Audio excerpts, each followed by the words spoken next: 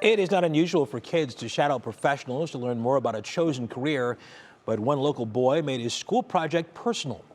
Our senior health correspondent, Monica Robbins, brings us the story of a 13-year-old who may have inspired defendants in court just by being there. Jason Rossi is one of dozens of infants who started life in the addiction section of MetroHealth's neonatal intensive care unit. 13 years later, this 8th grader took on a unique school project. We get to pick a question. I chose, how do drugs affect families? Or how does drug addiction affect families? So I thought this would be like a really cool opportunity to get to see it like in person. He spent the day in Judge David Matia's drug court, learning about the struggles people like his biological mother faced. How long people have been sober for is really amazing. Like, I'm really proud of them because they're really fighting and they're trying to go past this.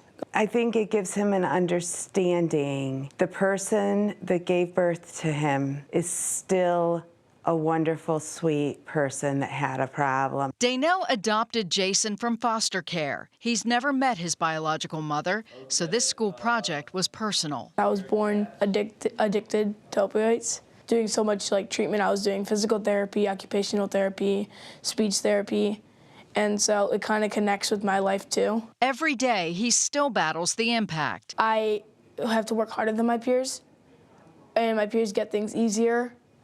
It could be academically, it could be physically, but I like working hard because I think that if you work hard, you can accomplish anything. Judge Matia wanted his defendants to see something positive. There's a wonderful story of triumph that people need to know about. It's about, the brain's plasticity. It's about nurturing. It's about overcoming odds. The experience cleared a few misconceptions about substance use illness and judges. A little bit of a stereotype that I see sometimes. They're more just real strict, but he was really, really kind-hearted. It was really cool to see that. Jason's future? I want to go to law school and I want to be an attorney. It's not the talent you're born with, it's your grit.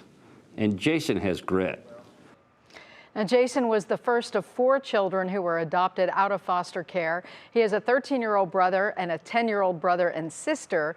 2 of his siblings were also born addicted to opiates. Daenelle and her husband hope this story inspires others to adopt or foster as well. What an amazing young man. Seriously. Wow. Yeah. Glad he doesn't want to be a television anchor. He could start today.